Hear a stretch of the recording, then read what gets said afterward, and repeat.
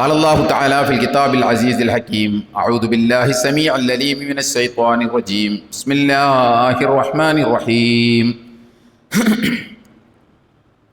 قل صدق الله فاتبعوا ملة إبراهيم حنيفا وما كان من المشركين إن أول بيت وضع للناس للذي ببكة مباركا وهدى للعالمين فيه آيات بينات مقام إبراهيم ومن دخله كان آمنا ولله على الناس حج البيت من استطاع إليه سبيلا ومن كفر فإن الله غني عن العالمين صدق الله العلي العظيم وصدق وبلغ رسوله النبي الكريم ونحن على ذلك من الشاهدين الشاكرين والعاقبة للمتقين والحمد لله رب العالمين. സ്നേഹം നിറഞ്ഞ സത്യവിശ്വാസികളായ സഹോദരി സഹോദരന്മാരെ, പ്രപഞ്ചനാഥനായ അള്ളാഹുവിൻ്റെ വിധിവിലക്കുള്ളത് ലംഘിക്കാതെ വ്യക്തിജീവിതത്തെയും കുടുംബജീവിതത്തെയും സാമൂഹ്യ ജീവിതത്തെയും മുന്നോട്ട് നയിക്കണമെന്ന് ആദ്യമായി എന്നോടും പിന്നീട് നിങ്ങളെയും വസിയത്ത് ചെയ്യുകയാണ്, ഉപദേശിക്കുകയാണ്. ജീവിതത്തിലുടനീളം അള്ളാഹു സുബ്ഹാനഹു വ തആലയുടെ നിയമനിർദ്ദേശങ്ങൾ അനുസരിച്ച് ജീവിക്കുവാനും അവസാനം പൂർണ്ണമായ ഈമാനോടുകൂടി ഈ ലോകത്ത് നിന്ന് വിട പറയുവാനും നാളെ അവൻ്റെ ജന്നാത്തുൽ ഫിർദൗസിൽ അംബിയാ മുർസലീങ്ങളോടൊപ്പം സന്തോഷം കഴിഞ്ഞുകൂടുവാനുമുള്ള തൗഫീക്ക് നൽകി അർഹമുർ റഹീമായ റബ്ബ് നമ്മെല്ലാവരെയും എല്ലാ അർത്ഥത്തിലും അനുഗ്രഹിക്കുമാറാകട്ടെ.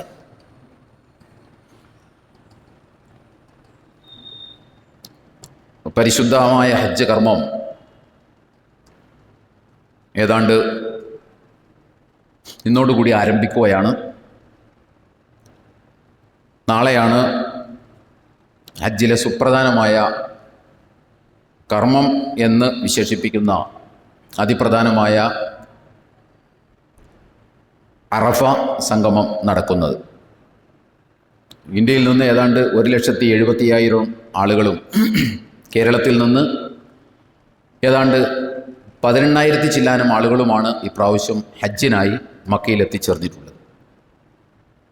അവിടെ ഹജ്ജ് നിർവഹിക്കാൻ വേണ്ടി എത്തിച്ചേർന്ന മുഴുവൻ ആളുകൾക്കും, പ്രത്യേകിച്ച് ഇന്ത്യക്കാർക്കും കേരളീയർക്കും അല്ലാഹു സുബ്ഹാനഹു വ തആല വളരെ സമാധാനത്തോടുകൂടി ശാന്തിയോടുകൂടി മഖബൂലും മബ്റൂറുമായിട്ടുള്ള ഹജ്ജ് നിർവഹിച്ച് തിരിച്ചു വരുവാനുള്ള തൗഫീക്ക് നൽകി അനുഗ്രഹിക്കുമാറാകട്ടെ.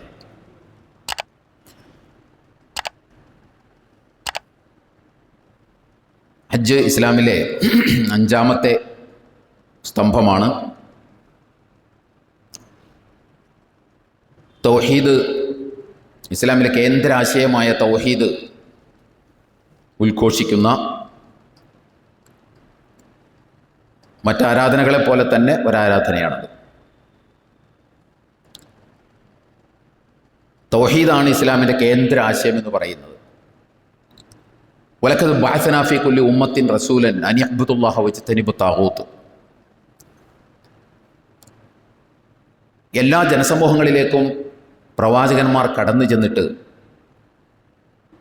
അവർ അവരോട് ആവശ്യപ്പെട്ടത് അൻ യഅ്ബുദുല്ലാ, അള്ളാഹുവിന് ഇബാദത്ത് എടുക്കണം, വജ്തനിബു താഗൂത്ത്, അള്ളാഹുവിന് വിധേയപ്പെടണം, അള്ളാഹുവിന് വഴിപ്പെടണം, അള്ളാഹുവിൻ്റെ അടിമത്വം മാത്രമേ അംഗീകരിക്കാൻ പാടുള്ളൂ, അള്ളാഹുവിനെ മാത്രമേ അനുസരിക്കാൻ പാടുള്ളൂ, അള്ളാഹുവിന് മാത്രമേ വിധേയപ്പെടാൻ പാടുള്ളൂ. ഇതാണ് എല്ലാ പ്രവാചകന്മാരും അതാത് സമൂഹത്തിൽ വന്ന് പ്രഖ്യാപിച്ചത്. മഹാനായ അഷ്റഫുൽ ഖൽഖ് റസൂലുള്ളാഹി സ്വല്ലല്ലാഹു അലൈഹി വസല്ലമയും ലോകത്തേക്ക് വന്ന് പറഞ്ഞത് നിങ്ങൾ അള്ളാഹുവിന് വിധേയപ്പെടണം എന്നാണ്. എന്നു മാത്രമല്ല, വിധേയപ്പെടാൻ സാധ്യതയുള്ള മറ്റെല്ലാറ്റിനെയും നിങ്ങൾ നിരാകരിക്കണം എന്നുകൂടിയാണ്. അള്ളാഹുവിനും വിധേയപ്പെടണം, ബാക്കിയുള്ളവർക്കും വിധേയപ്പെടാം എന്ന അർത്ഥത്തിലല്ല പ്രവാചകന്മാർ പറഞ്ഞത്. അള്ളാഹുവിനാണ് നിങ്ങൾ വിധേയപ്പെടേണ്ടത്. നിങ്ങൾ വിധേയപ്പെടാൻ സാധ്യതയുള്ള ഒരുപാട് സംഗതികൾ ഇവിടെയുണ്ട്. അതിനൊന്നും വിധേയപ്പെടാതെ അവയൊക്കെ നിങ്ങൾ നിരാകരിക്കണം. വജ്തനിബു താഗൂത്ത് എന്ന് പറയുന്നത് അതുദ്ദേശിച്ചിട്ടാണ്. വിധേയപ്പെടാൻ സാധ്യതയുള്ള ഒരുപാട് സംഗതികൾ ഇവിടെ ഉണ്ട്. അഥവാ വിഗ്രഹങ്ങളുണ്ട്, അതുപോലെ തന്നെ മക്ബറകളുണ്ട്, അതുപോലെ തന്നെ മഹാന്മാരെന്ന് പറയുന്ന ആളുകളുണ്ട്.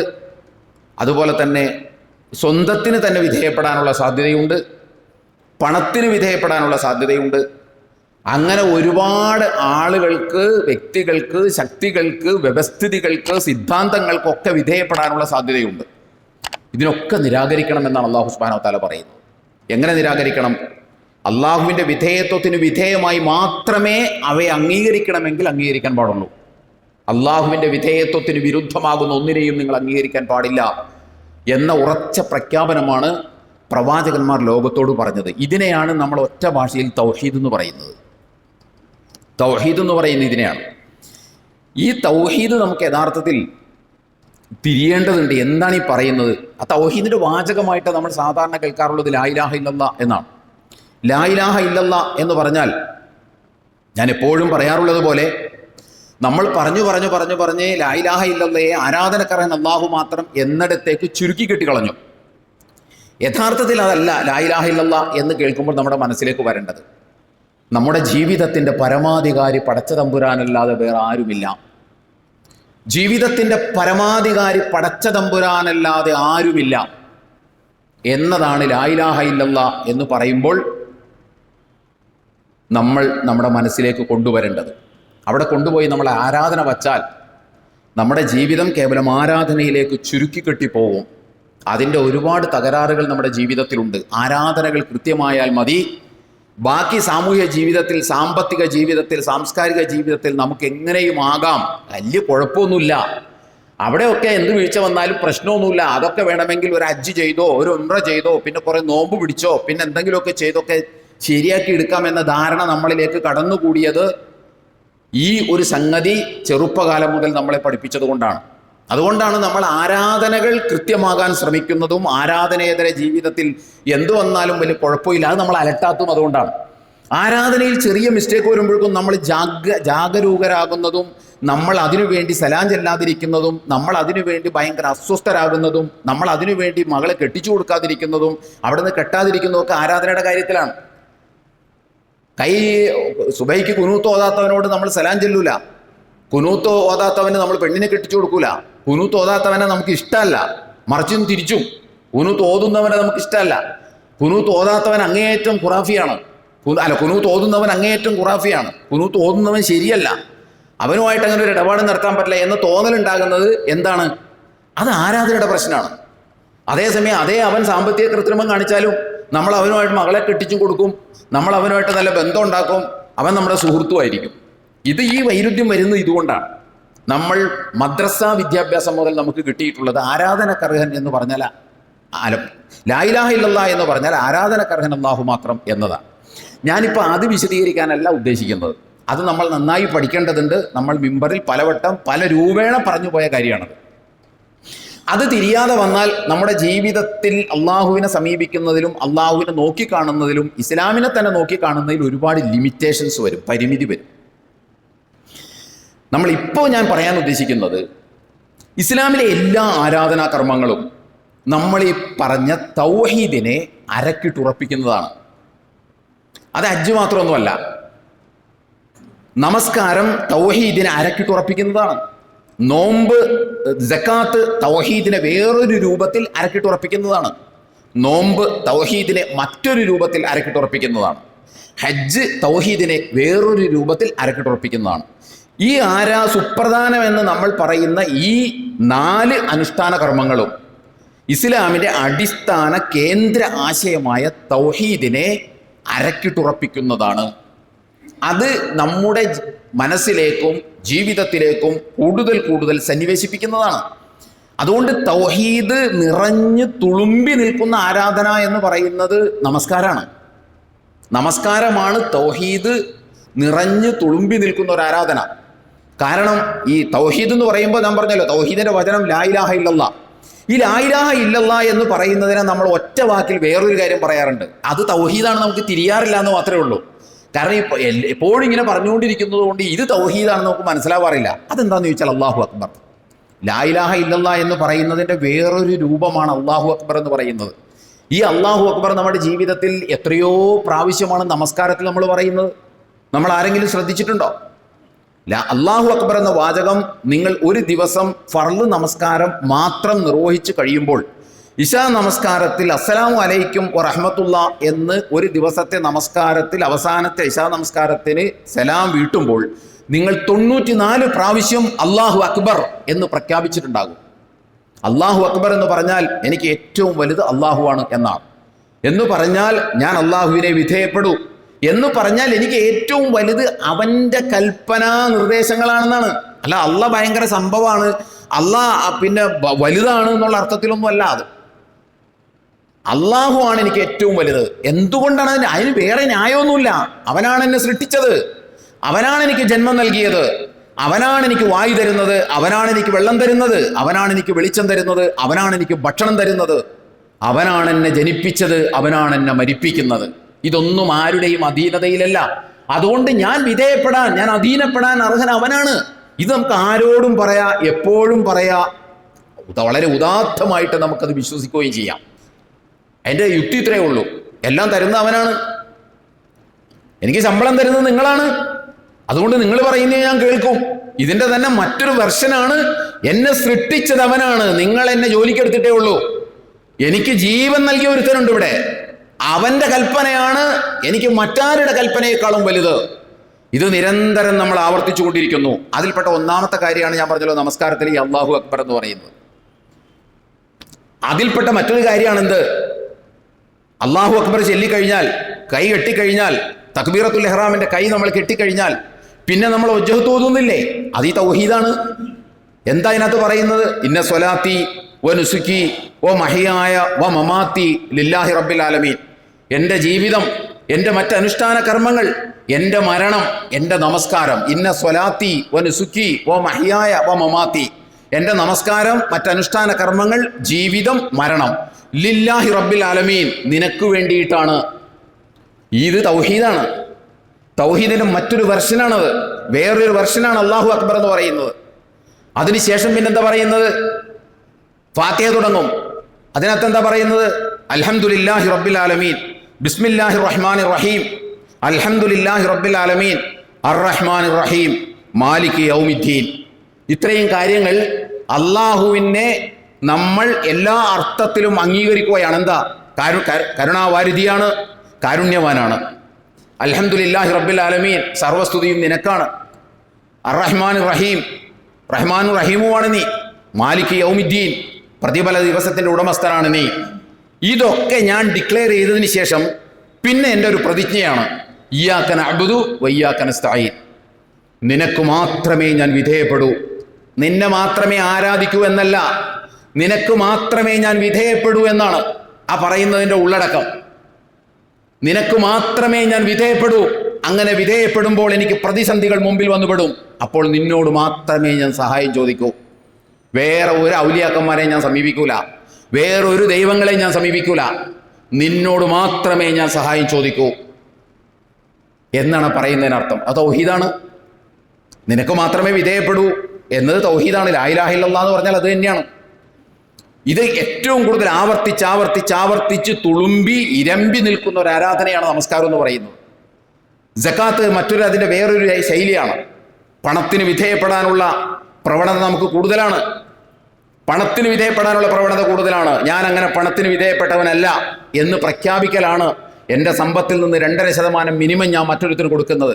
എനിക്ക് താല്പര്യമില്ല അത് കൊടുക്കാൻ, എനിക്ക് താല്പര്യമില്ല. ഞാൻ അധ്വാനിച്ചുണ്ടാക്കിയതിന് 2.5% എല്ലാവർക്കും കൊടുക്കാൻ എനിക്ക് താല്പര്യമില്ല. പക്ഷെ ഞാനിത് കൊടുക്കുന്നത്, ഞാൻ പ്രഖ്യാപിക്കുന്നുണ്ട്, നിനക്ക് മാത്രമേ ഞാൻ വിധേയപ്പെടൂ, നിന്റെ കൽപ്പന മാത്രമാണിത്. ഈ ലോകത്തെ മറ്റാരുടെയെങ്കിലും കൽപ്പനയായിരുന്നു അതെങ്കിൽ ഞാനത് അംഗീകരിക്കില്ല. എനിക്ക് താല്പര്യമില്ല അതിനകത്ത്. പക്ഷേ ഇത് അംഗീകരിക്കുന്നത് നീ ആയതുകൊണ്ട് മാത്രമാണ്. നോമ്പ് വേറൊരു വിധേയപ്പെടലാണ്, ഹജ്ജ് മറ്റൊരു വിധേയപ്പെടലാണ്. ഹജ്ജും തൗഹീദിന്റെ അമരക്കാരൻ എന്ന് പറയുന്ന ഖലീലുല്ലാഹി ഇബ്രാഹിം നബി അലൈഹി സ്വലാത്തു വസ്സലാം ആണ് തൗഹീദിന്റെ അമരക്കാരനായിട്ട് നമ്മൾ അറിയുന്നത്. ഖലീലുല്ലാഹി ഇബ്രാഹിം നബി അലൈഹി സ്വലാത്തു വസ്സലാം, അള്ളാഹുവിൻ്റെ ഇൻറ്റിമേറ്റ് ഫ്രണ്ട് എന്ന് വിശുദ്ധ ഖുർആനിൽ അള്ളാഹ് തന്നെ വിശേഷിപ്പിച്ച, അത്രയും അള്ളാഹുവുമായിട്ട് ഇൻറ്റിമസി കാത്തു സൂക്ഷിച്ച ഒരു പ്രവാചകനാണ് മഹാനായ ഇബ്രാഹിം നബി അലൈഹി സ്വലാത്തു വസ്സലാം. തൗഹീദിന്റെ അമരക്കാരൻ. ആ അമരക്കാരനെ ഓർമ്മിപ്പിക്കുന്ന, ആ അമരക്കാരൻ്റെ കുടുംബത്തെ ഓർമ്മിപ്പിക്കുന്ന, സർവോപരി തൗഹീദിനെ ഓർമ്മിപ്പിക്കുന്ന ഒന്നാണ് ഹജ്ജ് എന്ന് പറയുന്നത്. ഹജ്ജിന് പ്രത്യേകിച്ചൊന്നും പറയാനൊന്നുമില്ല. ഹജ്ജിൽ പ്രത്യേകിച്ച് പഠിച്ചു വെക്കേണ്ട പ്രാർത്ഥനയുമില്ല. ഹജ്ജ് നമുക്ക് ഒറ്റയ്ക്ക് ചെയ്യാനും പറ്റില്ല. നമ്മൾ എങ്ങനെയാണോ ബാക്കിയുള്ളവർ ചെയ്യുന്നത് അതുപോലെ നമുക്ക് ചെയ്യാൻ പറ്റുള്ളൂ. തിരിഞ്ഞ് ചെയ്യാൻ നോക്കിയാൽ പിന്നെ വീട്ടിൽ പോരലും നടക്കുകയില്ല. അതേ രൂപത്തിലാണ് ഹജ്ജ്. കാരണം ജനലക്ഷങ്ങൾ എങ്ങനെയാണോ ചലിക്കുന്നത് അതിനോടൊപ്പം ചലിക്കാനേ നമുക്ക് പറ്റുള്ളൂ. തവാഫിൽ ജനങ്ങൾ എങ്ങനെയാണോ ചലിക്കുന്നത് അങ്ങനെ നമ്മൾക്ക് ചലിക്കാൻ പറ്റുള്ളൂ. നമുക്ക് മറിച്ച് ചലിക്കാൻ പറ്റില്ല. ചലിക്കണമെന്ന് നമുക്ക് തോന്നൂല. ഒന്നും അറിയാത്തവൻ അങ്ങോട്ട് എന്നാൽ അതിൻ്റെ ഒപ്പം ചലിക്കാൻ പറ്റുള്ളൂ. അവന് പിന്നെ പ്രത്യേകിച്ച് ഇവിടുന്ന് പഠിച്ചുകൊണ്ടുകൊണ്ടായിരുന്നില്ലല്ലോ.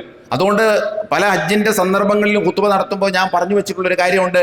ഹജ്ജ് നമ്മൾ എങ്ങനെയാണ് ചെയ്യേണ്ടത്, ഹജ്ജിൽ എന്തൊക്കെ പ്രാർത്ഥനകളാണ് ചൊല്ലേണ്ടത് എന്നാണ് സാധാരണഗതിയിൽ നമ്മൾ പഠിപ്പിക്കപ്പെടാറുള്ളത്. എന്നാൽ നമ്മൾ പഠിക്കേണ്ടതും നമ്മൾ പഠിപ്പിക്കേണ്ടതും ഹജ്ജ് എന്തിനാണ് ചെയ്യുന്നത്, അതിൻ്റെ മർമ്മം എന്താണ് എന്നാണ് നമ്മൾ പഠിക്കേണ്ടത്. ഹജ്ജ് അതിൻ്റെ മർമ്മം അറിഞ്ഞില്ലെങ്കിൽ യുക്തിപരമായി ഹജ്ജ് അന്തക്കേടാണ്.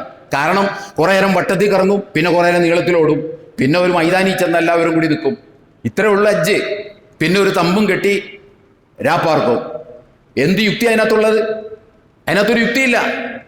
കഅബ എന്ന് പറയുന്ന ഒരു കേന്ദ്രത്തെ, ഒരു സ്ക്വയറിനെ വെറുതെ കിടന്ന് വട്ടം ചുറ്റുക, പിന്നെ സഅയ് എന്ന് പറയുന്ന അങ്ങോട്ടും ഇങ്ങോട്ടും നീളത്തിൽ ഓടുക, പിന്നെ അറഫ എന്ന് പറയുന്ന വലിയ മൈതാനിയിൽ പോയി നിൽക്കുക, പിന്നെ മിന എന്ന് പറയുന്ന പ്രദേശത്ത് ടെന്റ് തയ്യാറാക്കി വെച്ചിട്ടുള്ള ടെന്റിനകത്ത് താമസിക്കുക. ഇതിനകത്ത് എന്ത് യുക്തിയാണ് ഉള്ളത്? അപ്പം അതിനകത്ത് യുക്തി നമുക്ക് കാണണമെന്നുണ്ടെങ്കിൽ ഹജ്ജിൻ്റെ മർമ്മം, ആ കർമ്മത്തിൻ്റെ മർമ്മം നമ്മൾ അറിയണം. എങ്കിലേ, അതുകൊണ്ട് ഇബ്രാഹിം നബിയുടെ ജീവിതമാണ് നമ്മൾ പഠിക്കേണ്ടത്. ഹജറ ബീവിയുടെ ചരിത്രമാണ് നമ്മൾ പഠിക്കേണ്ടത്. ഇസ്മായിൽ നബി അലൈഹി സ്വലാത്തു വസ്സലാമിയുടെ ചരിത്രമാണ് നമ്മൾ പഠിക്കേണ്ടത്. തൗഹീദിൻ്റെ ഹിസ്റ്ററിയാണ് നമ്മൾ ആദ്യന്തം പഠിക്കേണ്ടത്. അതാണ് നമ്മൾ അതാ പഠിച്ചാൽ അങ്ങോട്ട് പോകേണ്ടത്. എങ്ങനെ ചെയ്യണമെന്ന് പഠിക്കേണ്ട കാര്യമില്ല. കാരണം എങ്ങനെ നമുക്ക് തിരിച്ചൊന്നും ചെയ്യാൻ പറ്റില്ല അവിടെ. അതുകൊണ്ടാണ് ഈ മർമ്മം പഠിക്കണമെന്ന് പറഞ്ഞത്. ആ തൗഹീദ് അവിടെ പ്രഖ്യാപിക്കുന്നുണ്ട്. ഹാജി ഇഹ്റാമിൽ പ്രവേശിച്ചു കഴിഞ്ഞാൽ പിന്നെ അയാളുടെ വായിൽ നിന്ന് വരുന്നൊരു മന്ത്രമുണ്ട്. നമുക്ക് എല്ലാവർക്കും അറിയാവുന്നൊരു മന്ത്രം, ലബ്ബൈക് അല്ലാഹുമ്മ ലബ്ബൈക് ലാ ശരീക ലക ലബ്ബൈക് ഇന്നൽ ഹംദ വന്നിഅമത ലക വൽ മുൽക ലാ ശരീക ലക. ഇതാണ് ഒരു ഹാജി നിരന്തരം പറഞ്ഞുകൊണ്ടിരിക്കുന്നത് അതാണ്. ലബ്ബൈക് അല്ലാഹുമ്മ ലബ്ബൈക്, അല്ലാഹുവേ നിന്റെ വിളിക്ക് ഉത്തരം നൽകി ഞാനിവിടെ വന്നു ചേർന്നിരിക്കുന്നു. ലാ ശരീക ലക ലബ്ബൈക്, നിനക്ക് യാതൊരു പങ്കുകാരനുമില്ല. തൗഹീദാണത്.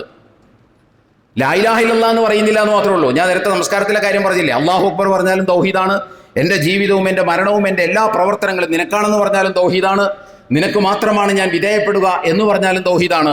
ലാ ശരീക ലക്, നിനക്കൊരു പങ്കുകാരനില്ല എന്ന് പറഞ്ഞാലും അത് തൗഹീദാണ്. അതാണ് നമ്മൾ ഉടനീളം പറഞ്ഞുകൊണ്ടിരിക്കുന്നത്. ഒരു ഹജ്ജ് ചെയ്തവർക്കൊക്കെ അറിയാം, അയാൾ നിരന്തരം പറഞ്ഞുകൊണ്ടിരിക്കുന്ന ഒരു വിപ്ലവകരമായ വാക്യമാണ് ലബ്ബൈക് അല്ലാഹുമ്മ ലബ്ബൈക് ലാ ശരീക ലക ലബ്ബൈക് ഇന്നൽ ഹംദ വന്നിഅമത ലക് വൽ മുൽക ലാ ശരീക ലക്. നിനക്കൊരു പങ്കുകാരനുമില്ല എന്നാണ് ഇവിടെ. ഇതാണ് അതിൻ്റെ ഈ പറച്ചിലുണ്ടല്ലോ, ആ പറച്ചിൽ അക്ഷരാർത്ഥത്തിൽ ഉൾക്കൊള്ളാതെ ഒരു ഹാജി അവിടെ ചെന്ന് നിന്ന് എങ്ങനെ വട്ടം കറങ്ങിയാലും എങ്ങനെ നീളത്തിൽ ഓടിയാലും അതിൻ്റെ ഗുണഫലം ആ ഹാജിക്ക് ലഭിക്കില്ല. നമ്മളെല്ലാറ്റിനെയും ഒരാചാരമാക്കി മാറ്റിയതുപോലെ ഹജ്ജിനെയും നമ്മൾ ഒരാചാരമാക്കി മാറ്റിയിരിക്കുകയാണ്. ഇപ്പോൾ നമസ്കാരത്തിൽ നമ്മൾ പറയണില്ലേ, നമസ്കാരത്തിൽ എന്താ പറയണത്? നമ്മളിതിനൊന്ന് മലയാളീകരിച്ച് നോക്കിയാൽ എത്ര കനമുള്ള, എത്ര ആഴമുള്ള, എത്ര പരപ്പുള്ള വാക്കാണ് വജ്ജഹത്തുവിൽ നമ്മൾ പറയുന്നത്. എപ്പോഴെങ്കിലും നമ്മൾ ആലോചിച്ചിട്ടുണ്ടോ?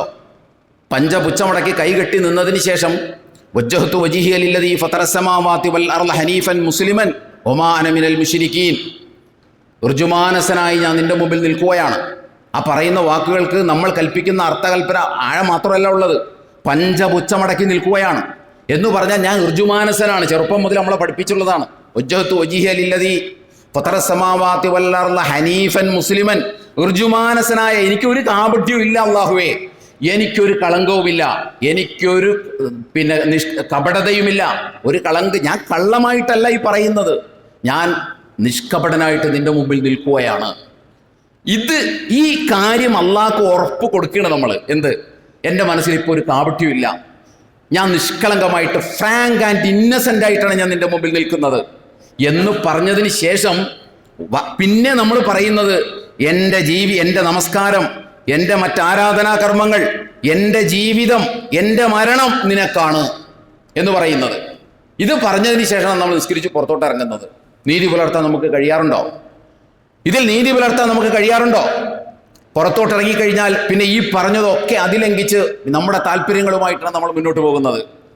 നിനക്ക് വിധേയപ്പെട്ട് ഞാൻ ജീവിക്കും, ഇയ്യാക നഅ്ബുദു എന്നൊക്കെ നമ്മളൊന്ന് പറയും, അല്ലാഹു അക്ബറും പറയും, വജ്ജഹത്തും പറയും, ഇയ്യാക നഅ്ബുദും പറയും. അതുകൊണ്ട് നമ്മൾ ഇതൊക്കെ വളരെ ഗൗരവമായി ആലോചിക്കേണ്ടതുണ്ട്. നമ്മൾ മനസ്സിലാക്കേണ്ടത് ഇസ്ലാമിൽ പൂജയില്ല, ഇസ്ലാമിൽ വഴിപാടില്ല, ഇസ്ലാമിൽ നിവേദ്യ സമർപ്പണമില്ല, ഇസ്ലാമിൽ ചെത്തിപ്പൂയില്ല, ഇസ്ലാമിൽ മുല്ലപ്പൂയില്ല, ഇസ്ലാമിൽ അരിയില്ല, മലരില്ല, വെളിച്ചെണ്ണയില്ല, മെഴുകുതിരിയില്ല, എണ്ണയില്ല. ഇതൊന്നും ഇസ്ലാമിലില്ല. ഇസ്ലാമിൽ ഒരു ആരാധനയുടെ ഭാഗമായിട്ട് ഒരു മെഴുകുതിരിയില്ല, ഒരു എണ്ണയുമില്ല, ഒരു വെളിച്ചെണ്ണയുമില്ല, ഒരു മലരുമില്ല, ഒരു ചെത്തിപ്പൂവില്ല, ഒരു ചെണ്ടയില്ല, ഒരു ആനയില്ല, ഒരു മദ്ദളമില്ല. ഇതൊന്നും ഇസ്ലാമിലില്ല. ഇസ്ലാമിലെ അനുഷ്ഠാന കർമ്മങ്ങൾ വളരെ നിജപ്പെടുത്തിയിട്ടുള്ളതാണ്. ഇത് മൂന്നും പരിശോധിച്ചാൽ നമുക്ക് പറയാൻ കഴിയും, ഇസ്ലാമിലെ ആരാധനകൾ പ്രഖ്യാപനമാണ്, പ്രതിജ്ഞയാണ്, പ്രാർത്ഥനയാണ്. ഇത് മൂന്നും ഉൾക്കൊള്ളുന്ന ആരാധന ഇസ്ലാമിലുള്ളൂ. അല്ലാതെ അള്ളാഹിനെ തൃപ്തിപ്പെടുത്താൻ വേണ്ടി ഒരു വെളിച്ചെണ്ണ ഒഴുക്കിയിട്ട് കാര്യമില്ല. നമുക്കില്ല. അത് മെഴുകുതിരി ആവശ്യമില്ല, ചന്ദനത്തിരി ആവശ്യമില്ല, അരി ആവശ്യമില്ല, മലരാവശ്യമില്ല, ചെത്തിപ്പൂ ആവശ്യമില്ല, ഒരു തരത്തിലുള്ള ഒന്നും ഇസ്ലാമിൽ ആവശ്യമില്ല അള്ളാഹിനോട് കാര്യം പറയാൻ. ഇസ്ലാമിൽ ആരാധനയിലൂടെ ഒരു മനുഷ്യൻ അള്ളാഹുവിനോട് പ്രഖ്യാപിക്കുകയാണ് ചെയ്യുന്നത്, അള്ളാഹുവിനോട് പ്രതിജ്ഞ ചെയ്യുകയാണ് ചെയ്യുന്നത്, അള്ളാഹുവിനോട് പ്രാർത്ഥിക്കുകയാണ് ചെയ്യുന്നത്, ആവശ്യപ്പെടുകയാണ് ചെയ്യുന്നത്. ഇത് മൂന്നും ചേർന്ന ഇസ്ലാമിലെ ആരാധനാ കർമ്മങ്ങൾ. അതുകൊണ്ട് പ്രഖ്യാപനത്തെക്കുറിച്ച് നമുക്കൊരു ധാരണ വേണ്ടേ? പ്രതിജ്ഞയെക്കുറിച്ച് നമുക്കൊരു ധാരണ വേണ്ടേ? പ്രാർത്ഥിക്കുന്നതിനെക്കുറിച്ച് നമുക്കൊരു ധാരണ വേണ്ടേ? ന്യായമായും അത് വേണ്ടേ? നമ്മൾ ഒരാളോടൊരു കാര്യം പ്രഖ്യാപിച്ചാൽ നമുക്ക് അതിനെക്കുറിച്ച് ബോധം വേണ്ടേ? നമ്മളൊരാളോടൊരു കാര്യം പ്രതിജ്ഞ ചെയ്താൽ അതിനെക്കുറിച്ച് നമുക്ക് ബോധം വേണ്ടേ? നമ്മളൊരാളോടൊരു കാര്യം ആവശ്യപ്പെട്ടാൽ ഞാൻ ഇന്നതാണ് ആവശ്യപ്പെടുന്നത് എന്നതിനെക്കുറിച്ചൊരു ബോധം വേണ്ടേ? ആ ബോധം ഒരു സാധാരണ മനുഷ്യനോട് നടത്തുമ്പോൾ വേണമെന്ന് നമ്മളെല്ലാവരും വിചാരിക്കില്ലേ? അല്ലെങ്കിൽ നമ്മളെല്ലാവരും പറയില്ല ആ ബോധം വേണ്ടേ? അല്ലെങ്കിൽ അവൻ ബോധം കെട്ടവനെന്നല്ലേ നമ്മൾ പറയുള്ളൂ.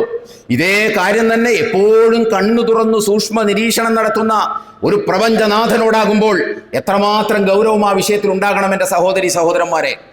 ചില്ലറ കാര്യമല്ല നമ്മൾ നമസ്കാരത്തിൽ നിന്ന് പഞ്ചപുച്ഛമടക്കി സ്വഫൊക്കെ ക്ലിയറാക്കി അള്ളാഹിനോട് പറയുന്നത്.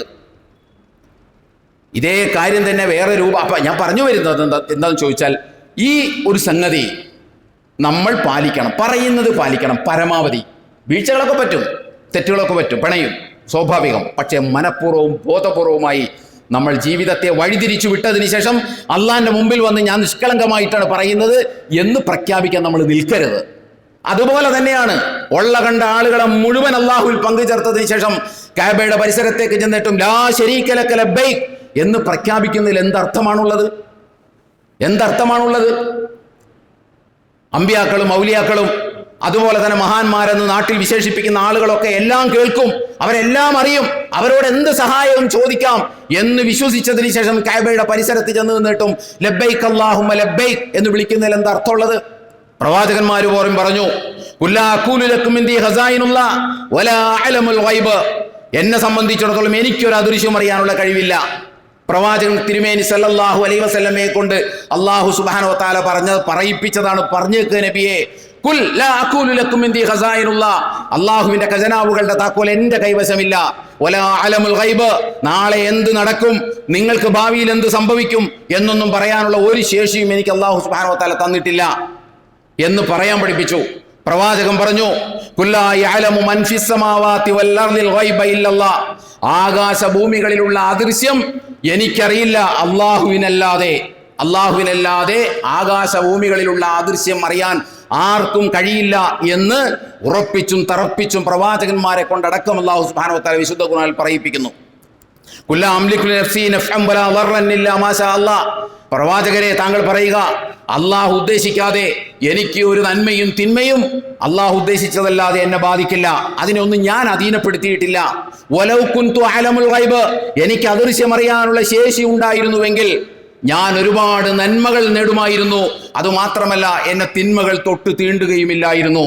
ഇൻ അന ഇല്ലാ നദീറുൻ വ ബശീറുൻ ലിഖൗമി യുഅ്മിനൂൻ, എന്നെ സംബന്ധിച്ചിടത്തോളം ഞാൻ ആരുടെയും അദൃശ്യം പറയാൻ വന്നതല്ല. നിങ്ങൾ ഇവിടെ വീട് വച്ചാൽ നാളെ എന്തെങ്കിലും നിങ്ങളുടെ വീട്ടിൽ ആരെങ്കിലും മരിക്കുമോ എന്ന് പറയാമെന്ന ആളല്ല ഞാൻ. നിങ്ങളുടെ മാല പോയിട്ടുണ്ടെങ്കിൽ അത് എവിടെയാണ് പോയത് എന്ന് പറയാമെന്ന ആളല്ല ഞാൻ. നിങ്ങൾക്ക് എന്തെങ്കിലും രോഗം വരുമോ എന്ന് അറിയാൻ എനിക്ക് ആ ശേഷിയൊന്നും എനിക്കില്ല. പിന്നെ ഞാൻ വന്നെന്തിനാണ്? ഇന്നന ഇല്ലാ നദീറും വബശീറുൻ ലിഖൗമി യുഅ്മിനൂൻ. വിശ്വസിക്കുന്ന ജനത്തെ സംബന്ധിച്ചിടത്തോളം നരകത്തെക്കുറിച്ച് മുന്നറിയിപ്പ് നൽകാനും സ്വർഗത്തെക്കുറിച്ച് സന്തോഷ വാർത്ത അറിയിക്കാനും വന്ന ആളാണ് ഞാൻ. അല്ല നിങ്ങളുടെ ഭാവി ഭൂത വർത്തമാന കാര്യങ്ങളൊന്നും പറയാൻ വന്ന ആളല്ല ഞാൻ എന്ന് പഠിപ്പിച്ച് അരക്കിട്ടുറപ്പിച്ച് പഠിപ്പിച്ച ഒരു പ്രവാചകൻ അനുയായികൾ, നാട്ടിലെ ഔലിയാക്കൾ എന്ന് പറയുന്നവരും അതുപോലെ തന്നെ മുഹീദ്ദീൻ ഷെയ്ഖ് റഹ്മഹുല്ല അവരെ പോലുള്ള ആളുകൾ അങ്ങനെയുള്ള മഹാന്മാരോട് വിളിച്ചു പ്രാർത്ഥിക്കാം, അവരോട് സഹായം ചോദിക്കാം. അവരോട് സഹായം ചോദിച്ചാൽ നമുക്ക് കിട്ടും. വല്ല നിലത്തീന്നും എന്നെ വിളിപ്പോർക്ക് വാകൂടാതെ ഉത്തരം നൽകും എന്നൊക്കെ വിശ്വസിച്ചുകൊണ്ട് ആ പരിസരത്തേക്ക് ചെന്നിട്ടും ലാ ശരീക ലക ലബ്ബൈക് എന്ന് പറയുന്നതിൽ എന്തർത്ഥമാണുള്ളത്? ഒരർത്ഥമില്ല. നിസ്കാരത്തിൽ നമ്മൾ പറയുന്ന പോലെ തന്നെ അതും. നിസ്കാരത്തിൽ നമ്മൾ പറയണ്ടല്ലോ, എൻ്റെ ജീവിതവും മരണവും എല്ലാം അള്ളാഹ്ക്കാണ്. എന്നിട്ട് സക്കാത്ത് കൊടുക്കേണ്ട സമയമാകുമ്പോൾ സക്കാത്ത് കൊടുക്കൂല.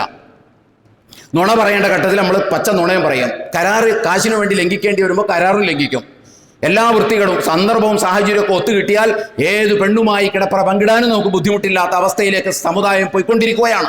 എന്നിട്ട് അതിനുശേഷം അവിടെ ചെന്ന് നിന്ന് ലാ ശരീക ലക ലബ്ബൈക്, ഒരു പങ്കുകാരനുമില്ല, ഇന്നൽ ഹംദ വന്നിഅമത ലക് വമലക് എന്ന് പ്രഖ്യാപിക്കുന്നതിൽ എന്താ അർത്ഥമുള്ളത്? ഒരർത്ഥമില്ല എന്നാണ് ഞാൻ പറഞ്ഞത്. അതുകൊണ്ട് നമ്മളവിടെ ഉയർത്തുന്ന തൽബിയത്തുണ്ടല്ലോ, ആ തൽബിയത്ത് ചില്ലറ വാക്കല്ല. ആ തൽബിയത്ത് അശ്രദ്ധനായ ഒരാളുടെ മുമ്പിലല്ല നമ്മൾ ഉയർത്തുന്നത്. നിങ്ങളൊന്ന് ആലോചിച്ച് നോക്കണം. അവിടെ പങ്കു ചേർക്കാനൊന്നുമില്ല. കഅബയിൽ ഹജ്ജ് ചെയ്ത ആളുകൾക്കറിയാം, ഉംറക്ക് പോയ ആളുകൾക്കറിയാം, അവിടെ പങ്കു ചേർക്കാനുള്ള ഒന്നുമില്ല. ഒരു സംഗതിയും അവിടെ പങ്കു ചേർക്കാൻ പറ്റിയതായിട്ട് അവിടെ ഇല്ല. എന്നിട്ടാണ് ആ കേന്ദ്രത്തിൽ ചെന്നിട്ട് ഞാൻ പങ്കുചേർക്കൂല എന്നുള്ളതിനോട് പറയുന്നത്. അത് ആ കേന്ദ്രത്തിൽ പങ്കുചേർക്കുന്നതിനെ കുറിച്ച് പറയുന്നതല്ല, സ്വന്തം ജീവിതത്തെക്കുറിച്ച് പറയുന്നതാണത്. അതുകൊണ്ട് ഹജ്ജിന് തീരുമാനിക്കുമ്പോൾ ആദ്യം പരിശോധിക്കേണ്ട സംഗതി താൻ ഏതെങ്കിലും അർത്ഥത്തിൽ അള്ളാഹുവിൽ പങ്കു ചേർക്കുന്നുണ്ടോ എന്നാണ് ആദ്യം നമ്മൾ അന്വേഷിക്കേണ്ടത്. ഹജ്ജിൽ നിന്ന് തിരിച്ചു വരുമ്പോൾ താൻ ഒരർത്ഥത്തിലും അള്ളാഹുവിൽ പങ്കു ചേർക്കുന്ന നടപടിക്രമങ്ങളിലേക്ക് പോവില്ല എന്നാണ് തീരുമാനിക്കേണ്ടത്. ബാക്കി വീഴ്ചകളൊക്കെ പടച്ചാമ്പുരാൻ പുറത്തു വരും. അതുകൊണ്ട് അതിനെ നിസാരമായി നമ്മൾ ഒരിക്കലും കാണരുത്. ആരെയും ഒക്കെ വിളിച്ചു പ്രാർത്ഥിക്കാൻ കുഴപ്പമൊന്നുമില്ല. അതുപോലെ തന്നെ അള്ളാഹുവിൻ്റെ അധികാരങ്ങളിൽ പങ്കു ചേർക്കാൻ സ്വയം നമ്മൾ നിന്നുകൊടുക്കരുത്. വിശുദ്ധ ഖുർആൻ പറയുന്നുണ്ടല്ലോ, അഫ്റൈത മനിത്തഖദ ഇലാഹഹു ഹവാഹു, സ്വന്തം ഇച്ഛയെ ഇലാഹാക്കിയവനെ താങ്കൾ കണ്ടുവോ? സ്വന്തം ഇച്ഛയെ ഇലാഹാക്കി, വിഗ്രഹങ്ങൾ അള്ളാഹുവിൽ പങ്കു ചേർക്കൂല എന്ന് മാത്രമല്ല പറയുന്നതിനർത്ഥം. അവിടെ ഒരു വിഗ്രഹം ഇല്ലാത്ത നാട്ടിൽ ചെന്ന് നിന്നിട്ടും ഇവിടെ ആരും പങ്കേർക്കില്ല എന്ന് പറയുന്നതിന് എന്താ അർത്ഥമുള്ളത്? അല്ലെങ്കിൽ ഇവിടെ ഏതെങ്കിലും മുസ്ലിങ്ങൾ വിഗ്രഹാരാധന നടത്തുന്നുണ്ടോ? ഇല്ല. അപ്പൊ ആ നിനക്കൊരു പങ്കുകാരനുമില്ല എന്ന് പറയുന്നതിന് വിശാലമായ അർത്ഥതലങ്ങളുണ്ട്. അത് നമ്മൾ വ്യക്തിയെ പങ്കു ചേർത്താലും, അത് നമ്മൾ ശക്തിയെ പങ്കു ചേർത്താലും, അത് നമ്മൾ വിഗ്രഹങ്ങളെ പങ്കു ചേർത്താലും, അത് നമ്മൾ വ്യവസ്ഥിതിയെ പങ്കു ചേർത്താലും, അത് നമ്മൾ പ്രത്യയശാസ്ത്രങ്ങളെ പങ്കു ചേർത്താലും, അത് നമ്മൾ സിദ്ധാന്തങ്ങളെ പങ്കു ചേർത്താലും, എന്തിനെ പങ്കു ചേർത്താലും പ്രശ്നമാണ്. അള്ളാഹുവിൻ്റെ വിധിവിലക്കുകൾക്കപ്പുറത്ത് ഏതൊരു സിദ്ധാന്തത്തെ നമ്മൾ അംഗീകരിച്ചാലും നമ്മൾ അത് അള്ളാഹുവിൽ പങ്കു ചേർക്കലാണ് എന്ന വസ്തുത നമ്മൾ മറക്കരുത്. അതുകൊണ്ടാണ് ജീവിതത്തിൽ, ഞാൻ പറഞ്ഞല്ലോ, ജീവിതത്തിൽ സക്കാത്ത് നൽകാൻ ബാധ്യതയുണ്ടായിട്ടും നിരന്തരമായിട്ട് ലക്ഷങ്ങളുടെ വരുമാനങ്ങൾ ഉണ്ടായിട്ടും സക്കാത്ത് നൽകാതെ ഒരാൾ അവിടെ ചെന്ന് നിന്നിട്ടും ഞാൻ പങ്കു ചേർക്കൂല എന്ന് പറയുന്നതിൽ എന്തർത്ഥമുള്ളത്? ഞാൻ എന്നെ തന്നെ അള്ളാഹുവിൽ പങ്കുചേർത്തേക്കാണ്. പിന്നെ അവിടെ ചെന്ന് നിന്നിട്ട് ഞാൻ പങ്കുചേർക്കൂല എന്ന് പറയുന്നതിൽ എന്താ അർത്ഥമുള്ളത്? ഞാൻ എന്നെ തന്നെ ചേർത്തേക്കാണ്. എനിക്ക് പണമാണ് ഏറ്റവും വലുത്, അള്ളാഹുവിൻ്റെ വിധിവിലക്കല്ല എന്ന് പ്രഖ്യാപിക്കലാണ് ഒരാൾ യഥാർത്ഥത്തിൽ സക്കാത്ത് കൊടുക്കാൻ ബാധ്യതയുള്ള ഒരാൾ. സക്കാത്ത് നിരന്തരമായി കൊടുക്കാതിരിക്കുക എന്ന് പറഞ്ഞാൽ ഞാൻ പണത്തെ അള്ളാഹുവിനേക്കാൾ കൂടുതൽ പ്രേമിക്കുന്നു. അതുകൊണ്ടാണല്ലോ ഇക്കണ്ട വാലൊക്കെ കേട്ടാലും നമ്മൾ സക്കാത്ത് കൊടുക്കാത്തത്. അതിനർത്ഥം എന്താ? നിങ്ങൾ എന്ത് വാല് പറഞ്ഞിട്ടും കാര്യമില്ല, പണത്തേക്കാൾ വലുതല്ല എനിക്ക് മറ്റൊന്നും. ഇത് പങ്കു ചേർക്കലാണ്. ഇത് അള്ളാഹുവിൽ പങ്കു ചേർക്കുന്ന ഒരു പ്രവണതയുടെ ഭാഗമാണ്. അഫറൈത മനിത്തഖദ ഇലാഹഹു ഹവാഹു, സ്വന്തം ഇച്ഛയെ അള്ളാഹുവിൽ പങ്കു ചേർക്കലാണ്, അല്ലെങ്കിൽ സ്വന്തം ഇച്ഛയെ ഇലാഹാക്കലാണ്. പ്രപഞ്ചനാഥനായ ഇലാഹിനോടൊപ്പം സ്വന്തത്തെ കൂടി ഇലാഹായി പരിഗണിക്കലാണത് എന്നതാണ് സംഗതി. അതുകൊണ്ട് അതുപോലെ തന്നെ സിദ്ധാന്തങ്ങൾ ഒരാൾ തീരുമാനിക്കുകയാണ്, മതം രാഷ്ട്രീയത്തിൽ ഇടപെടാൻ പാടില്ല, രാഷ്ട്രീയം മതത്തിലും ഇടപെടാൻ പാടില്ല എന്നൊരു സത്യവിശ്വാസി ഒരിക്കലും തീരുമാനിക്കാൻ പാടില്ലാത്തൊരു കാര്യമാണ്. ഞാൻ ഇത് പറയുമ്പോൾ നിങ്ങൾ തെറ്റിദ്ധാരണയായിട്ട് ഇവിടുന്ന് പോകരുത്. കക്ഷി രാഷ്ട്രീയത്തെക്കുറിച്ചോ പാർട്ടി പൊളിറ്റിക്സിനെ കുറിച്ചോ അല്ല നമ്മൾ പറയുന്നത്. നിങ്ങൾ അടിസ്ഥാനപരമായിട്ട് മതം രാഷ്ട്രീയത്തിൽ ഇടപെടാൻ പാടില്ല. രാഷ്ട്രീയം എന്ന് പറഞ്ഞാൽ കക്ഷി രാഷ്ട്രീയമല്ല. രാഷ്ട്രീയം എന്ന് പറഞ്ഞാൽ നമ്മുടെ ജീവിതത്തിൻ്റെ മുഴുവൻ മണ്ഡലങ്ങളെയും സ്പർശിക്കുന്ന മഹത്തായ ഒരു വാക്കാണ് രാഷ്ട്രീയം. അതുകൊണ്ട് തന്നെ ആ അർത്ഥത്തിലുള്ള രാഷ്ട്രീയ പ്രവർത്തനം തികഞ്ഞ ഇബാദത്തുമാണ്. ആ കാര്യത്തിൽ ആരും സംശയം ഉന്നയിക്കേണ്ട കാര്യമില്ല. ഞാൻ പാർട്ടി പൊളിറ്റിക്സിനെ കുറിച്ചോ അതിനെക്കുറിച്ചോ അല്ല പറയുന്നത്. അതിനപ്പുറം പൊളിറ്റിക്സ് എന്ന് പറയുന്ന രാഷ്ട്രീയ പ്രവർത്തനം എന്ന് പറയുന്ന മഹത്തായ ഇബാദത്താണ്. അതുകൊണ്ട് ആ രാഷ്ട്രീയത്തിൽ മതം ഇടപെടാൻ പാടില്ല, മതത്തിൽ രാഷ്ട്രീയം ഇടപെടാൻ പാടില്ല എന്ന് പറഞ്ഞാൽ അതിനർത്ഥം രാഷ്ട്രീയത്തിൽ ഇവിടെ മതങ്ങളാണ് മൂല്യങ്ങൾ പഠിപ്പിച്ചത്. ആ മൂല്യങ്ങൾ രാഷ്ട്രീയത്തിൽ പാലിക്കേണ്ടതില്ല, ഇടപെടേണ്ടതില്ല. അള്ളാഹുവിൻ്റെ വിധിവിലക്കുകൾക്ക് അതീതമായിട്ട് ഏത് ഭൂരിപക്ഷം എങ്ങനെ തീരുമാനിച്ചാലും നടപ്പാക്കാം എന്ന് ഒരു വിശ്വാസി വിശ്വസിക്കുന്നുവെങ്കിൽ പിന്നെ അവൻ ഇസ്ലാമാണ് എന്ന് പറയുന്നതിൽ അർത്ഥമില്ല. അപ്പൊ അങ്ങനെ ഒരാൾ വിശ്വസിച്ചുകൊണ്ട് അവിടെ ചെന്ന് ലാ ശരീക ലക ലബ്ബൈക് എന്ന് പ്രഖ്യാപിക്കുന്നതിലും അർത്ഥമില്ല. ഇതിന്റെ ബാക്കി വിശദാംശങ്ങൾ നമ്മൾ സ്വയം പഠിക്കാൻ ശ്രമിക്കണം. സിദ്ധാന്തങ്ങൾ അള്ളാഹുവിൻ്റെ പരമാധികാരത്തെ അതിലംഘിക്കുന്ന അത് ഏത് സിദ്ധാന്തമാണ്, എന്ത് പേരിൽ അത് അറിഞ്ഞാലും ശരി, എന്ത് പേരിൽ നമ്മൾ വിളിച്ചാലും ശരി, ആ സിദ്ധാന്തത്തെ പുണർന്നുകൊണ്ട് നമ്മൾ ഒരു ആരാധനയുടെ ഭാഗമായിട്ട് മസ്ജിദുൽ ഹറമിന്റെ പരിസരത്തേക്ക് ചെന്നിട്ടും ലാ ശരീക ലക ലബ്ബൈക് എന്ന് പ്രഖ്യാപിക്കുന്നതിൽ അർത്ഥമില്ല. ഇത് ഗൗരവമായി നമ്മൾ കാണേണ്ടതാണ്. നമുക്ക് തോന്നിയതുപോലെ ജീവിക്കുകയും എന്നിട്ട് നമ്മളെ സംബന്ധിച്ചിടത്തോളം ഈ ലാ ശരീക ലക ലബ്ബൈക്, ഞാൻ നേരത്തെ ലാ ഇലാഹ ഇല്ലല്ലാ എന്ന് പറയുമ്പോൾ ആരാധനക്കർഹൻ അല്ലാഹു മാത്രമെന്ന് പറഞ്ഞു പഠിപ്പിക്കപ്പെട്ടു എന്ന് ഞാൻ പറഞ്ഞല്ലോ.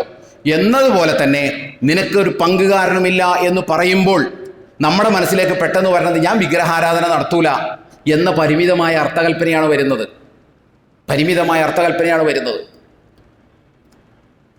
അതേപോലെ തന്നെ അള്ളാഹു അല്ലാത്തവരോട് വിളിച്ച് സഹായം ചോദിക്കുന്ന കാര്യം പറയുമ്പോൾ നമ്മുടെ ആളുകളൊക്കെ, നമ്മുടെ പണ്ഡിതന്മാരെന്ന് പറയുന്നവരടക്കം സാധാരണക്കാരോട് പറഞ്ഞു കൊടുക്കുന്നത് അവർക്ക് സ്വയം കഴിവുണ്ടെന്നുള്ള വിശ്വാസത്തിലല്ല നമ്മൾ ചോദിക്കുന്നത്, അള്ളാഹു കൊടുത്ത കഴിവിൽ നിന്നാണ് ഞങ്ങൾ ചോദിക്കുന്നത് എന്ന ഭൂലോക വിവരക്കേടാണ് പറഞ്ഞു കൊടുക്കുന്നത് എന്ന് നമ്മൾ അറിയണം.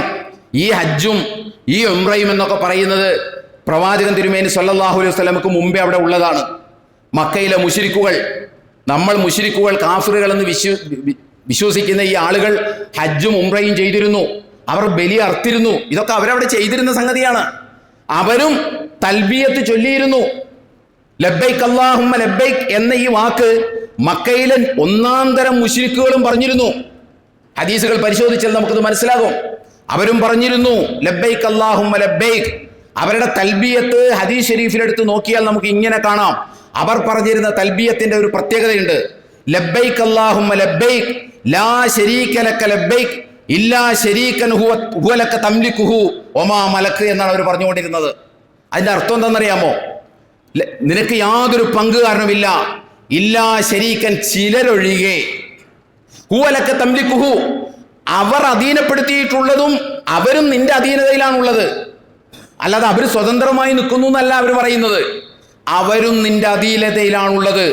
ഒമാ മലക്ക്, അവർ അധീനപ്പെടുത്തിയിട്ടുള്ളതും നിന്റെ അധീനതയിലാണുള്ളത്.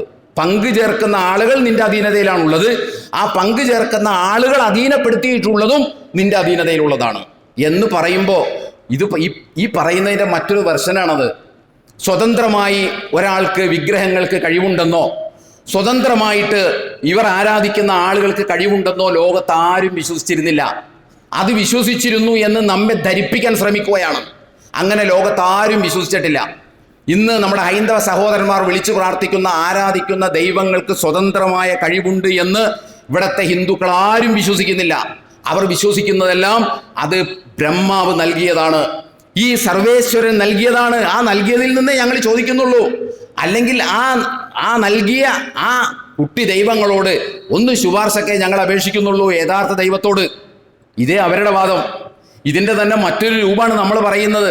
അവരദൃശ്യം അറിയും. ആ അറിയുന്നത് എങ്ങനെ? അള്ള കൊടുത്ത കഴിവുകൊണ്ടാണെന്നാണ്. അള്ള കൊടുക്കാത്ത കഴിവുകൊണ്ട് അദൃശ്യം അറിയുമെന്ന് ലോകത്ത് ആരും വിശ്വസിച്ചിട്ടില്ല. അങ്ങനെ ആരെങ്കിലും വിശ്വസിക്കുന്നുണ്ട് അള്ള കൊടുക്കാത്ത കഴിവുകൊണ്ട് ഒരു മഹാൻ പിന്നെ അദൃശ്യം അറിയും എന്ന് ലോകത്ത് ആരെങ്കിലും വിശ്വസിക്കോ? വിശ്വസിക്കില്ല. അങ്ങനെ ലോകത്തൊരു മനുഷ്യനും വിശ്വസിക്കില്ല. അള്ള ഒരാൾക്ക് അങ്ങനെ കഴിവ് കൊടുത്തിട്ടുണ്ടെന്നും അതുകൊണ്ട് അയാളോട് നമുക്ക് ഏത് കാര്യവും വിളിച്ച് ആവലാതി പറയാമെന്നും നിങ്ങൾ വിശ്വസിച്ചാൽ ആ വിശ്വാസം ശുദ്ധ ശിർക്കാണ് എന്ന് നമ്മൾ മനസ്സിലാക്കണം. പറയാതിരിക്കാൻ യാതൊരു നിർവാഹവും ഇല്ല. അതിന് മാത്രം ഇതിൻ്റെ ആധിക്യം വർദ്ധിച്ചുകൊണ്ടിരിക്കുകയാണ്. അള്ളാഹ് കൊടുക്കാത്ത കഴിവ്, അള്ളാഹ് അങ്ങനെ ആർക്കും കഴിവ് കൊടുത്തിട്ടില്ല. ആരെവിടെ നിന്ന് വിളിച്ചാലും ഉത്തരം നൽകാം പറ്റുന്ന വിധം ലോകത്ത് അല്ലാഹു സുബ്ഹാനഹു വ തആല ആർക്കും ഒരു കഴിവും കൊടുത്തിട്ടില്ല, കൊടുക്കുകയുമില്ല. അല്ലാഹു അങ്ങനെ കൊടുക്കൂല ഒരാൾക്ക് കഴിവ്. എവിടെ നിന്ന് വിളിച്ചാലും ഉത്തരം നൽകാം. അതുകൊണ്ട് വല്ല നിലത്തിൽ നിന്നും എന്നെ വിളിപ്പോർക്ക് വാകൂടാതെ ഉത്തരം നൽകും എന്ന് മുഹീദ്ദീൻ ശൈഖ് പറഞ്ഞതല്ല. മുഹീദ്ദീൻ ശൈഖ് പറയൂല. അത് അത്രയും മാത്രം വിവരക്കേട് മുഹീദ്ദീൻ ശൈഖിനില്ല. അതുകൊണ്ട് അത്തരം കാര്യങ്ങളൊന്നും മുഹീദ്ദീൻ ശൈഖിനോട് വിളിച്ചു ചോദിച്ച് റഹ്മത്തുള്ളാഹി അലൈഹി അദ്ദേഹത്തോട് വിളിച്ചു ചോദിച്ചിട്ട് മക്കയുടെ പരിസരത്ത് എന്നിട്ട് ലാ ശരീക ലക ലബ്ബൈക് എന്ന് പറയുന്നതിൽ അർത്ഥമില്ല എന്നാണ് ഞാൻ പറഞ്ഞത്. നമ്മുടെ വിശ്വാസത്തെ വളരെ സ്ട്രെയിറ്റ് ആയിട്ട് നിർത്തുക, കളങ്കമില്ലാതെ, ഒരു രൂപത്തിലും അതിനകത്ത് കളങ്കമില്ലാതെ നിർത്താൻ നമ്മൾ ശ്രദ്ധിക്കണം. അത് മഹാനായ ഷെയ്ഖ് മുഹീദ്ദീൻ റഹ്മഹുല്ലാ അദ്ദേഹത്തിൻ്റെ ഫതഹുർ റബ്ബാനി എന്ന് പറയുന്ന ഗ്രന്ഥത്തിൽ അദ്ദേഹം പറഞ്ഞ ശ്രദ്ധേയമായൊരു വാചകം പറഞ്ഞുകൊണ്ട് ഞാൻ അവസാനിപ്പിക്കുകയാണ്. അദ്ദേഹം പറഞ്ഞൊരു കാര്യമുണ്ട്, കൈഫ തഖൂലു ലാ ഇലാഹ ഇല്ലല്ലാ, നീ എങ്ങനെയാണ് ലാ ഇലാഹ ഇല്ലല്ലാ എന്ന് പ്രഖ്യാപിക്കുക. ഒഫി കൽബിക കം ഇലാഹ്, നിന്റെ മനസ്സിൽ ധാരാളം ദൈവങ്ങൾ ഉണ്ടായിരിക്കെ, നിന്റെ മനസ്സിൽ അള്ളാഹുവിന് പുറമെ ഒരുപാട് ഇലാഹുണ്ടായിരിക്കെ പിന്നെ നീ എങ്ങനെയാണ് ലാ ഇലാഹ ഇല്ലല്ലാ എന്ന് പ്രഖ്യാപിക്കുക. കുല്ലു ഷൈഇൻ തഅതമിദു അലൈഹി വതസിഖു ബിഹി ദൂനല്ലാഹി ഫഹുവ സനമുക. എന്നിട്ട് അദ്ദേഹം പറയുകയാണ്, കുല്ലു ഷൈഇൻ, നീ അവലംബിക്കുന്ന, നീ ആശ്രയിക്കുകയും വിശ്വാസമർപ്പിക്കുകയും ചെയ്യുന്ന ആളുകളുണ്ടല്ലോ, അത് നീ മനസ്സിൽ സൂക്ഷിക്കുന്ന അള്ളാഹുവിന് പുറമെയുള്ള വിഗ്രഹങ്ങളാണ്. എത്ര കൃത്യമാണ് മഹാനായ ഷെയ്ഖ് മുഹീദ്ദീൻ റഹ്മത്തുള്ളാഹി പറയുന്നത്. നീ ആശ്രയിക്കാം, അവലംബിക്കാം, അദൃശ്യ കാര്യങ്ങളൊക്കെ പറഞ്ഞു തരും, മാല പോയത് എവിടെയെന്ന് പറഞ്ഞു തരും, രോഗം മാറ്റും, എവിടെയെങ്കിലും പറമ്പിൽ കൊണ്ട് എന്തെങ്കിലും വെച്ച് കഴിഞ്ഞാൽ അവിടെ ഭാവിയിൽ ആ വീട്ടിൽ ആരെങ്കിലും മരിക്കുമോ എന്നൊക്കെയുള്ള കാര്യം അയാൾ പറഞ്ഞു തരും. അതുപോലെ തന്നെ മറ്റു കാര്യങ്ങൾക്ക് വേണ്ടിയിട്ട് അവരോട് വിളിച്ച് സഹായം ചോദിക്കുക എന്ന് പറയുക അവരെ അള്ളാഹുവിന് പുറമെ ഇലാഹാക്കലാണ്, അല്ലെങ്കിൽ മനസ്സിൽ സൂക്ഷിക്കലാണ്. ലാ ഇലാഹ ഇല്ലല്ലാ എന്ന് പ്രഖ്യാപിക്കുമ്പോൾ പോലും നിന്റെ മനസ്സിൽ ഒരുപാട് ഇലാഹുകൾ കുടിയിരിക്കുകയാണ് എന്നാണ് അദ്ദേഹം പറയുന്നത്. എത്ര വസ്തുതാപരമാണത്. എന്നിട്ട് അദ്ദേഹം പറയുകയാണ്, ലാ യൻഫഉക തൗഹീദുൽ ലിസാനി മഅ ശിർക്കിൽ ഖൽബ്, നിന്റെ കൽബിൽ ശിർക്കുണ്ടായിരിക്കെ നീ നാവ് കൊണ്ട് തൗഹീദ് പ്രഖ്യാപിക്കുന്നത് നിനക്ക് ഒരിക്കലും ഉപകാരപ്പെടില്ല എന്നാണ് മഹാനായ ഷെയ്ഖ് മുഹീദ്ദീൻ ഷെയ്ഖ് റഹ്മത്തുള്ളാ, മുഹീദ്ദീൻ അബ്ദുൽ ഖാദിർ ജീലാനി എന്നൊക്കെ നമ്മൾ പറയുന്ന അദ്ദേഹത്തിൻ്റെ ഫതഹുർ റബ്ബാനി എന്ന ഗ്രന്ഥത്തിൽ എഴുതി വച്ചിട്ടുള്ളത്. ആ അദ്ദേഹത്തെക്കുറിച്ച് നമ്മൾ പറയുന്നത് എവിടെ നിന്ന് വിളിച്ചാൽ ഉത്തരം തരും എന്നൊക്കെ നമ്മൾ പറഞ്ഞുകൊണ്ടിരിക്കുന്നത്. ഞാൻ പറയുന്നത്, നമ്മൾ ജീവിതത്തെ, നമ്മൾ വിശ്വസിക്കുന്ന കേന്ദ്രാശയമായ ഈ തൗഹീദിൽ കളങ്കം ചേരാതെ നമ്മൾ നോക്കണം. അത് പ്രഖ്യാപിക്കുന്ന ഒരിടമാണ് ഹജ്ജ്. അതിൻ്റെ അമരക്കാരനെ അനുസ്മരിക്കുന്ന ഒരു കർമ്മമാണ് ഹജ്ജ്. അവിടെ നിന്നുകൊണ്ടാണ് നമ്മൾ അറഫയിൽ നിന്നുകൊണ്ട് നാളെ മുഴുവൻ വിശ്വാസികളും അള്ളാഹുവിനോടാണ് പറയുന്നത്. അവിടെ നിന്ന് നിങ്ങൾ ആരെങ്കിലും വിചാരിക്കുന്നുണ്ടോ, എവിടെ നിന്ന് പോയ ഏതൊരു മനുഷ്യനാണെങ്കിലും അവിടെ നിന്നുകൊണ്ട് ഇവർ കേരളത്തിലുണ്ടായിരുന്നപ്പോൾ, ഇവർ നോർത്ത് ഇന്ത്യയിലുണ്ടായിരുന്നപ്പോൾ, അല്ലെങ്കിൽ വേറെ എവിടെയെങ്കിലും ഉണ്ടായിരുന്നപ്പോൾ വിളിച്ചു പ്രാർത്ഥിച്ച ആരോടെങ്കിലും അവിടെ നിന്ന് ഒരു കാര്യം ചോദിക്കൂലല്ലോ. എന്തെങ്കിലും ഒരു സഹായം ചോദിക്കോ? നമ്മുടെ പ്രശ്നങ്ങൾ മുഴുവൻ അവിടെ കെട്ടഴിച്ച് വെക്കുന്നത് ആരുടെ മുമ്പിലാണ്? ഏതെങ്കിലും ഔലിയായിൻ്റെ മുൻപിലാണോ? ഏതെങ്കിലും മറ്റാരുടെയെങ്കിലും മുൻപിലാണോ? അല്ല, പ്രപഞ്ചനാഥനായ പടച്ച തമ്പുരാൻ്റെ മുൻപിലാണ് വെക്കുന്നത്. എന്നിട്ട് അതും കഴിഞ്ഞ് ഫ്ലൈറ്റും കയറി നാട്ടിലേക്ക് വരുമ്പോൾ പിന്നെ അഴിച്ചു വെക്കുന്നത് വേറെ ഒരുപാട് ആളുകളുടെ മുമ്പിലായാൽ എങ്ങനെയാണത് ശരിയാവുക? അതുപോലെ തന്നെയാണ് ഞാൻ നേരത്തെ പറഞ്ഞ സിദ്ധാന്തങ്ങൾ അതും ഗൗരവമായി നമ്മൾ പറയേണ്ടതാണ്. വിശദീകരിക്കാൻ സമയമില്ലാത്തതുകൊണ്ട് ഞാനതിൻ്റെ വിശദാംശങ്ങളിലേക്ക് കടക്കുന്നില്ല. അതുകൊണ്ട് സിദ്ധാന്തങ്ങൾ വാരിപ്പുണരുമ്പോൾ, രാഷ്ട്രീയ ആശയങ്ങൾ വാരിപ്പുണരുമ്പോൾ ഇത് തൻ്റെ പ്രഖ്യാപനത്തിനും പ്രതിജ്ഞക്കും എതിരാണോ എന്ന് എൻ്റെ സഹോദരീ സഹോദരന്മാർ പ്രത്യേകം ശ്രദ്ധിക്കണം. താൻ ഏതൊരാശയം മുന്നോട്ട് വയ്ക്കുമ്പോഴും, താൻ ഏതൊരു സിദ്ധാന്തത്തിൻ്റെ വാക്താവായി കൊടിപിടിക്കുമ്പോഴും താൻ ഈ പ്രഖ്യാപിച്ചു കൊണ്ടിരിക്കുന്ന തൗഹീദിന് അത് എതിരാകുമോ എന്ന് സൂക്ഷ്മ വിശകലനം നടത്തിയതിന് ശേഷം മാത്രമേ അതിൻ്റെ വാക്താവും പ്രയോക്താവുമായി മാറാൻ നമ്മൾ നിൽക്കാവൂ. അല്ലെങ്കിൽ അവിടെ നിന്ന് ഒഴിഞ്ഞു മാറണം. അല്ലെങ്കിൽ എന്ത് സംഭവിക്കുമെന്ന് ചോദിച്ചാൽ, പിടിച്ച കൊമ്പും പോകും, ചവിട്ടിയ കൊമ്പും പോകും നാളെ പരലോകത്ത് ചെല്ലുമ്പോൾ. അങ്ങനത്തെ ഒരു അവസ്ഥയിൽ നമ്മൾ എത്തിപ്പെടാതെ നോക്കുക. അല്ലാഹു സുബ്ഹാനഹു വ തആല നമ്മെ അനുഗ്രഹിക്കുമാറാകട്ടെ. വന്നുപോയ വീഴ്ചകൾ പടച്ചമ്പുരാൻ നമുക്ക് പുറത്ത് മാപ്പാക്കി തരുമാറാകട്ടെ. നമ്മളിൽ നിന്ന് മരണപ്പെട്ടു പോയ ആളുകൾക്ക് അല്ലാഹു മഗ്ഫിറത്തും റഹ്മത്തും നൽകി അനുഗ്രഹിക്കുമാറാകട്ടെ.